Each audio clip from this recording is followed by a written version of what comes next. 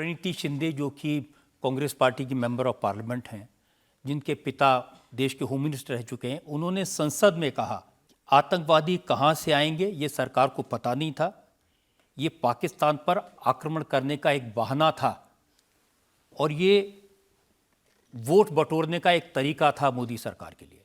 नहीं, अब तो देश और दुनिया को स्पष्ट हो गया है, जो तीनों आतंकवादी मारे गए उनकी पहचान भी हो गई। फॉरेंसिक लैब से भी बैलिस्टिक टेस्ट जो हुआ कि उसी हथियार से M9 राइफल से AK-47 से जो गोली निकलती है उसका मिलान होगा और एक नहीं 6 वैज्ञानिकों ने उसकी पुष्टि की है। NIA ने जिन 2 लोगों को पकड़ के रखा था पहले से जो उनकी सहायता में थे, उन्होंने भी पहचान करके बताया। जिन परिवारों ने उनको भोजन और पानी पिलाया था उन्होंने भी पहचान कर ली थी। तो मुझे लगता है कि जितने तरीके हो सकते हैं उन सभी तरीकों का प्रयोग करके यह आश्वस्त देश को और दुनिया को कर दिया गया कि ये तीनों आतंकवादी पाकिस्तानी थे। अखिलेश यादव ने तो पार्लियामेंट में खड़े होकर ये पूछा कि इन आतंकवादियों का एनकाउंटर उसी दिन क्यों हुआ जिस दिन अमित शाह को लोकसभा में जवाब देना था। नहीं, उनको मालूम नहीं होगा, ये 22 अप्रैल से ही ऑपरेशन चल रहा था।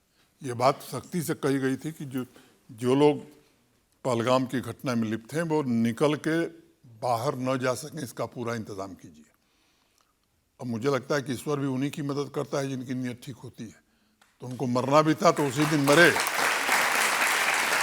जिस दिन पार्लियामेंट में बहस हो रही थी। उमर अब्दुल्ला आपके राज्य के मुख्यमंत्री हैं, उन्होंने वैसे तो ऑपरेशन पहलगाम को सपोर्ट किया था, लेकिन उन्होंने कहा कि लेफ्टिनेंट गवर्नर का फेलियर इस देश को वॉर के मुहाने तक ले गया।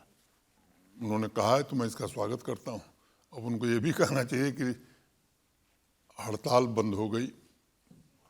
पहले पाकिस्तान कैलेंडर जारी करता था, 132 दिन न स्कूल चलते थे, न कॉलेज चलते थे, न बिजनेस चलता था। स्टोन पेल्टिंग एक आम बात हो गई थी, हमारे सिक्योरिटी फोर्सेस मारे जाते थे, सामान्य लोग मारे जाते थे। और मैंने आपको बताया कि 22 अप्रैल के बाद उसी दिन चैन की नींद आई जिस दिन तीनों आतंकवादी मिट्टी में मिला दिए गए।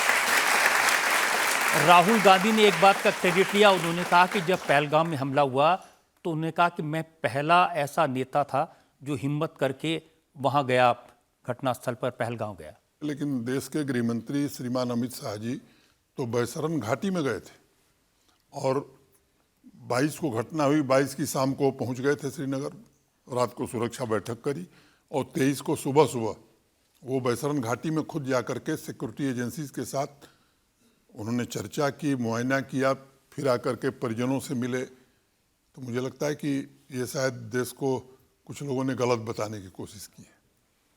जनता में से इस बारे में अगर कोई सवाल हो किसी के मन में। राहुल गांधी का ये कहना है कि मोदी ट्रंप से डरते हैं और इस वजह से उन्होंने सीज फायर की, इस पे आपका क्या कहना है?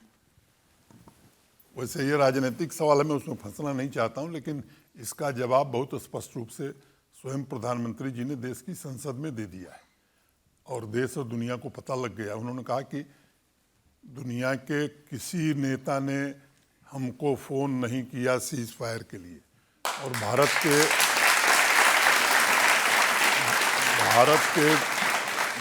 के विदेश मंत्री जी ने ये जो बात बताई कि 22 अप्रैल से लेकर के और कोई तारीख थी, ऑपरेशन सिंदूर के बाद की तारीख थी, उस बीच में प्रेसिडेंट ट्रंप और भारत के प्रधानमंत्री श्री नरेंद्र मोदी जी के बीच टेलीफोनिक बात भी नहीं हुई है। राहुल गांधी ने एक और बात कही, उन्होंने कहा कि जो ऑपरेशन सिंदूर था ये प्रधानमंत्री नरेंद्र मोदी की छवि को चमकाने के लिए था क्योंकि उनके हाथ खून से रंगे थे। अगर ऐसा कोई सोचता है तो मुझे लगता है कि मुझे तरस भी आता है, हंसी भी आती है। प्रधानमंत्री जी ने कहा कि भारत की आत्मा पर चोट है और पब्लिक मीटिंग में उन्होंने कहा था कि जिन्होंने भी हमारे निर्दोष नागरिकों का लहू बहाया है, बदला ऐसा लिया जाएगा कि उनके और उनके आका सबको ये समझ में आएगा कि नहीं, भारत अब दूसरा भारत है, वो सहता नहीं है। अगर उस पर हमला होता है, उसके नागरिकों पर हमला होता है तो उसका ऐसा जवाब देता है कि उनकी कई पीढ़ियां याद रखेंगी। बहुत से लोगों को ये लगता है कि सीज फायर जल्दी हो गया, थोड़ा और मारना चाहिए था पाकिस्तान को। ये दरअसल क्या है कि भावावेश में हम बहुत आगे सोच लेते हैं। ये बात सेना पर छोड़ी गई थी कि सेना तय करे कि जगह क्या होगी, तरीका क्या होगा, कहाँ तक जाना है। तो लक्ष्य बड़ा स्पष्ट था। वो लक्ष्य था कि जिन लोगों ने पहलगांव में आतंक की घटना कराई, उन आतंकवादियों, उनको प्रश्रय देने वाले आकाओं, उनको ट्रेनिंग देने वाले कैंपों को हमें नष्ट करना है। और वो लक्ष्य मुझे लगता है कि भारतीय सेनाओं ने प्राप्त कर लिया था, बड़ी बहादुरी से प्राप्त कर लिया था। अब पाकिस्तान को ये बात नहीं समझ में आई। आतंकवादियों और आतंकवादी कैंपों पर हमले को पाकिस्तान ने मान लिया कि हमारे ऊपर हमला हो गया, तो वो फिर हमारे निर्दोष नागरिकों पर, हमारे सैन्य ठिकानों पर उन्होंने कोशिश की, लेकिन अद्भुत शौर्य का परिचय दिया हमारी सेना ने। और भारत की जो इंडिजिनस टेक्नोलॉजी है रक्षा क्षेत्र में, मुझे लगता है कि उसका लोहा पूरी दुनिया ने माना है कि तमाम ड्रोन और तमाम मिसाइल के आक्रमण के बावजूद कहीं भी बाल बांका नहीं कर पाया पाकिस्तान। और जब उनको औकात दिखाने की बात आई तो मुझे लगता है कि भारतीय सेना और ख़ासतौर से वायुसेना ने ऐसा पराक्रम दिखाया कि पाकिस्तान को यह समझ में आ गया कि कोई एयरबेस, कोई एयर डिफेंस सिस्टम ऐसा नहीं है जो अब काम कर सकता है। 11 अड्डे चंद मिनटों में तबाह करने का काम भारतीय सेना ने किया। सब कुछ पाकिस्तान का भारत की सेना के जद में था। और तब वो मजबूर हुआ घुटने पर आकर के हमारे डीजीएमओ को फ़ोन किया कि साहब अब बहुत हो गया, पिटाई बहुत हो गई, अब पिटने की क्षमता हमारी ख़त्म हो गई। लेकिन राहुल गांधी तो कह रहे हैं कि नरेंद्र सरेंडर। अच्छा है, राहुल जी यही समझते रहे।